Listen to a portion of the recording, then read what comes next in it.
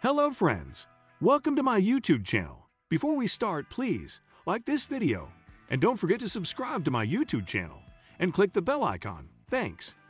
In his bombshell memoir, Spare, and later in an interview on 60 Minutes with Anderson Cooper, Prince Harry took aim at stepmother Camilla, calling her dangerous and insinuating that she planted stories about other members of the royal family to rehabilitate her own image as the former mistress of the future king. Perhaps not surprisingly, Harry's father and Camilla's husband, King Charles, is extremely upset at the attacks on his wife, according to reports, citing a source as saying the monarch is distraught.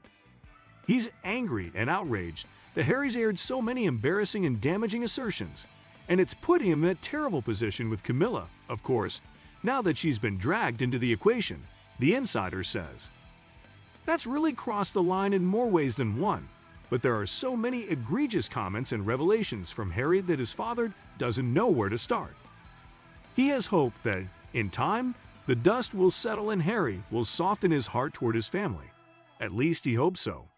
But he's not going to push or apologize. Royal author Christopher Anderson noted the king is particularly touchy when criticism is leveled at Camilla, and suggested Harry's latest comments could have cost him his invite to the coronation in May. Mr. Anderson said, "Charles is very defensive when it comes to Camilla, and therefore, anything negative about Camilla he's not going to take well at all.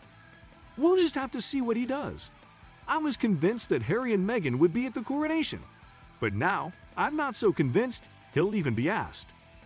The Duke of Sussex said he considered his stepmother dangerous and claimed he and Prince William joined forces to push His Majesty not to marry her. He wrote, "When the question came, Willie and I promised our father that we would welcome Camilla to the family. The only thing we asked for in return was that he didn't marry her. You don't need to get married again, we asked him." Harry expanded on his claims that royal aides regularly trade stories with members of the press to improve the image of their employers, adding Camilla to the list of royals he alleged to be involved in the practice. The Duke wrote, "She was a villain. She was a third person in the marriage. She needed to rehabilitate her image."